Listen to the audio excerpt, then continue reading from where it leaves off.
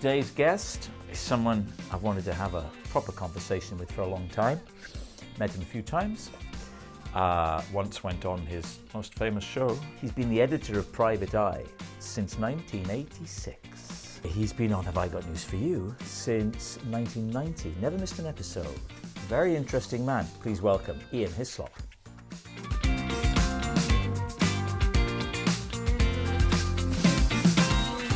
There he is. Hi, Rob. How are you? I'm fine, thanks. I've got slightly funny eye, so forgive the glasses. Providing I'm recognisable, let's go with it. I've done something to my right eye. But anyway. You look like Ian Hislop, I would say. Oh, that's fine then. That's the best I can offer. How are you? I'm very well. How are you? Thanks for doing it. I should say to people that we're recording this one quite close to transmission, and we want it to be sort of current because you've got what sounds to me a fascinating play which I want to talk to you about, but there's a million things to talk to you about. So we'll whatever you like, Rob. Okay, well we'll come to the play because it's a subject matter that fascinates me, as it does, frankly, anybody in comedy. But we'll come to that in a bit. I was looking at the statistics and everything, and although you know that you've been on Have I Got News forever, you don't realise quite how long. 1990. Yeah, Mrs. Thatcher was actually Prime Minister. And it's like we started in black and white. Well, it's true, because Mrs. Thatcher is the stuff of historical documentaries. Yes, and revisionism now. So, yes. No, it does seem an incredibly long time ago. Now then, let me say now, is that you pinging and popping? Do you still have mail open, perhaps? I'll close that. Yeah. I'm so sorry. It's just in case Boris has actually resigned. Well, do you know what? Oddly enough, he's somebody else I want to talk to you about in the fullness of time. Have you got a tech person there? Well, all you've got to do is you've got to go to your toolbar and just close mail, I suppose. Because if Ian Hislop doesn't have a busy inbox, then... No, I'd be right. The BBC now offers a range of courses to help the elderly with modern technology. I really should go on one. Oh, fuck knows. Here we see Ian Hislop grappling with mail. He's trying to close the programme. Are you seriously telling me that you don't know how to just close down mail? No, I've never closed my mail. Never in the whole time I've used a computer have I closed mail. You shut the lid of the computer with it on and you open it with it on?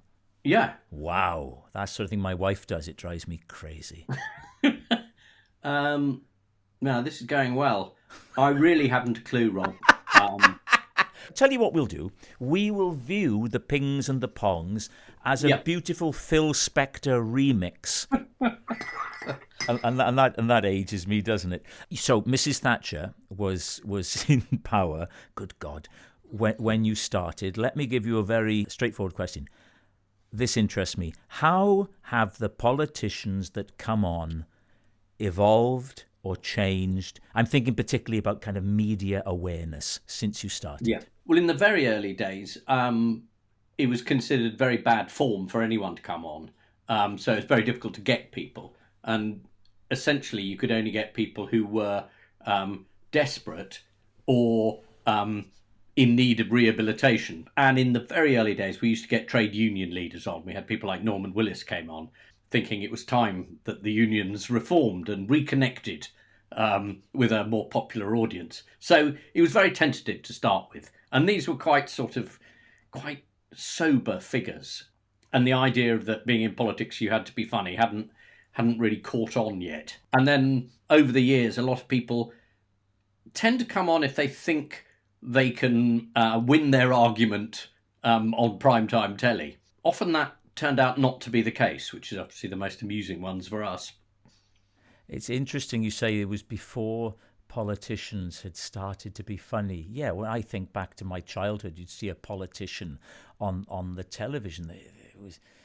Humour wasn't part of the equation, and they would take their time to deliver their message, and they would sort of expect to be listened to, wouldn't they? Yes, there was a great deal more deference. Yeah. And also the idea of parliamentary wit. I remember when I was a young man, I thought parliamentary humour was just humour that wasn't funny, and took a very, very long time to say, I refer my honourable opponent to the answer that I made previously, and then everyone would laugh, and you have no idea why. Right. Let's go to the comedic then. You knew and worked with someone that I was fascinated with as a younger man, still am, Peter Cook, sort of giant of comedy.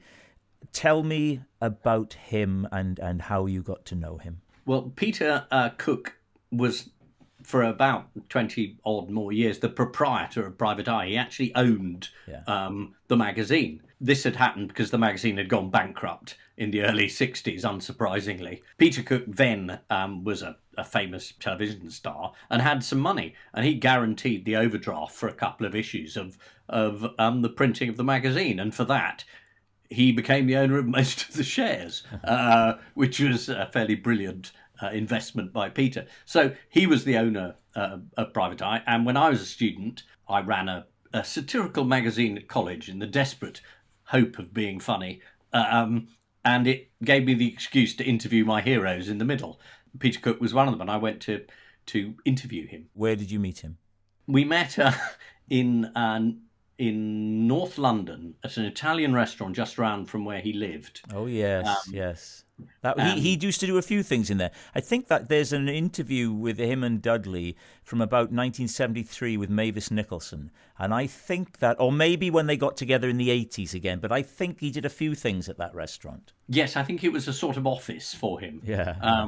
But again, because I was 20, I had no idea that lunch with Peter didn't involve any food. Again, because I was that age, I tried to keep up with him. And I thought, a couple of double martinis at lunch, I mean, we can all handle that. And of course, I couldn't handle it at all. Yeah. And I was using a tape recorder which didn't work. No. And I hadn't made any notes. So at the end of lunch, I had literally no interview. And I was thoroughly legless, having had the most exciting lunch of my life, just hanging out with Peter Cook. But in fact, I had nothing at all.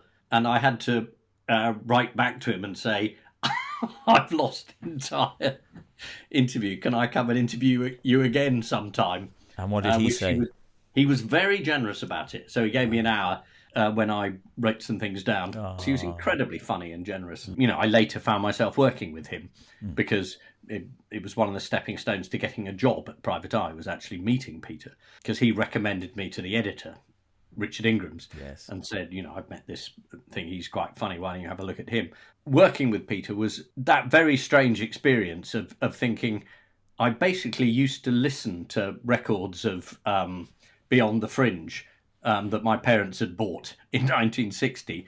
I'm now in an office, and eventually when I became editor, when he came in, basically saying, right, come on, Peter, be funny, and I'll see whether I'll put it in.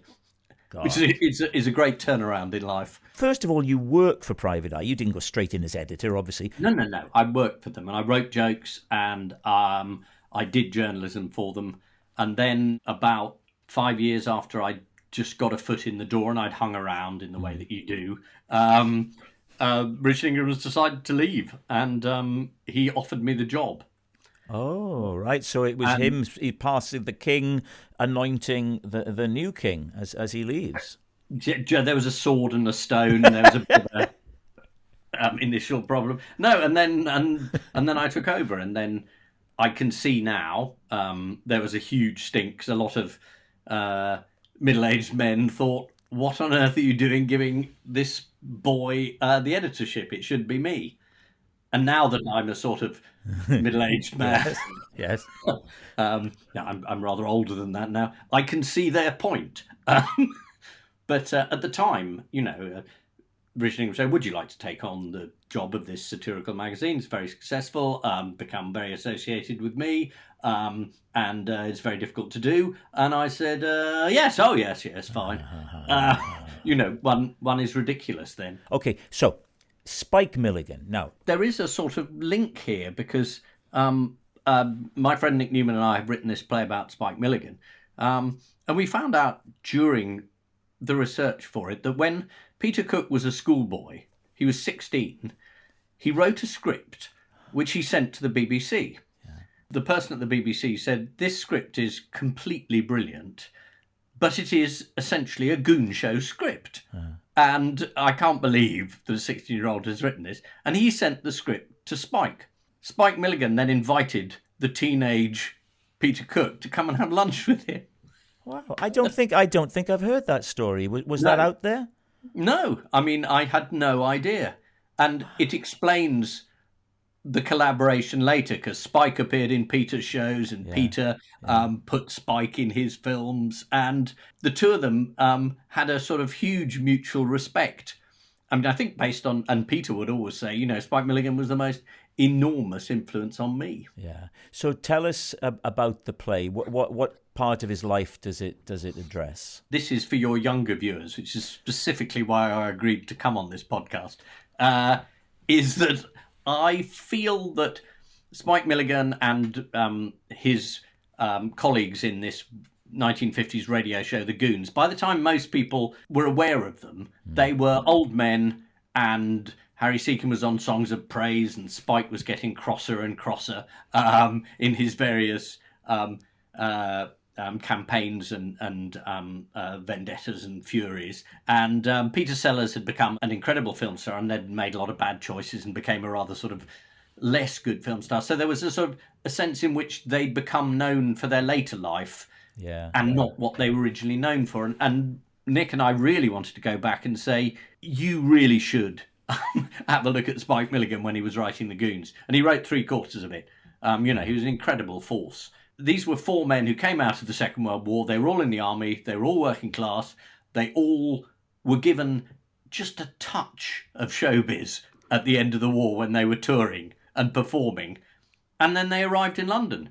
And mostly they hung around in a pub called the Grafton Arms thinking, how can we get into showbiz? How can we do this thing that we know we can do? And the answer was radio. And the answer was this incredible thing called The Goon Show. And Spike Milligan, who is the most brilliant writer. I mean, if you think it's silly voices and, oh dear, what's that about? No. It's whistle sharp. Oh, yes, I mean, a lot of it is very early satire. And it was born out of the war.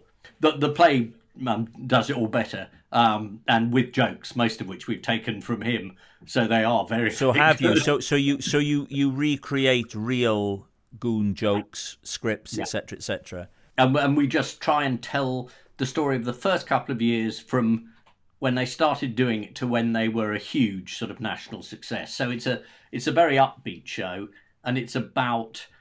I feel we have an awful lot of Tears of a Clown type biographies of comedians, and we wanted to say, well. Yes, Spike had mental health issues, but quite a lot of other people do, which is interesting. But not a lot of other people produced the most famous single comedy in Britain. And why was that? What made it sing? And well, they were a very interesting collection of personalities. Now, this is happening at is it the Watermill? It's the Watermill Theatre in Newbury, where Nick and I wrote a play called The Wipers Times, which then toured and went into the West End a couple of times. Well, I'm intrigued by it for obvious reasons. When does it open? January the 27th. Splendid. And it's running for about 5 weeks.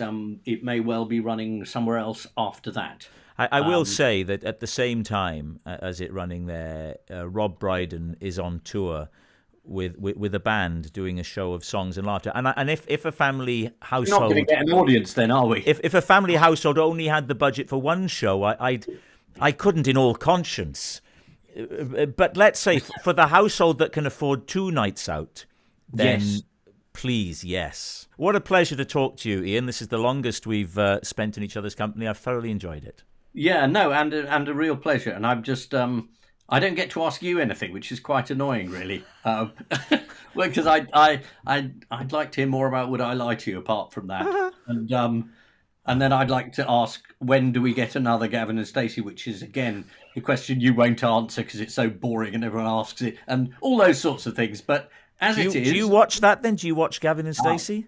Certainly do. Oh, good Lord. Wow. Comedy. Wow. Yeah, I know, but comedy's very selective, isn't it? And you can, especially when you've had such a popular hit, you can sometimes be a little rudely awakened.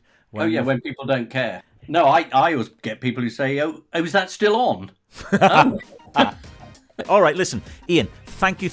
Yeah, no, my pleasure. And I hope I run into you again very soon at something lovely. Yeah. And we can look back on this and say, didn't we enjoy our interview together?